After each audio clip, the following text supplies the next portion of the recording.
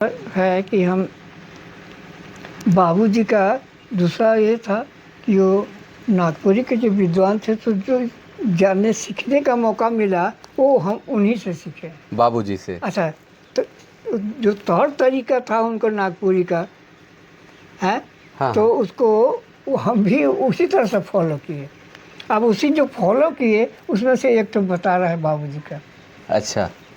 नागपुरिया नागपुर में कुकुर तय जियत हैं, हार कर लोभ में अपन लहू पियत हैं, और ढुकुर जीना जियत हैं और मोरत हैं, नागपुरिया नागपुर में फूटल कपार के सियत हैं। धन धरती हीरा मोती करत हैं दान, छुआ पुता मार दुखे पड़ल हैं उतान, लेदरा और पटिया में फुकुर फुकुर जान, लेटो कर कलवा और घाटा बिहान, ऐसा इंसान जेकर आन नहीं शान, पक्का ईमान मुदा मोरल अरमान, नागपुरिया नागपुर में बुड़बक मान, चंदर के मान में उठल तूफान, दुयो हाथ जोड़ के करत आह्वान, माय और माटी के रखू अफसान, विश्वनाथ बिरसा के उगले धरु धान, सिर पर कफन और हाथे कृपान, नागपुरिया निकल पड़े के मैदान, आगे आगे पान पीछे प्रधान, बीचे में ठोमतला साथे सुल्तान, संगे संगे ये के रंगे मुक्ति अभियान,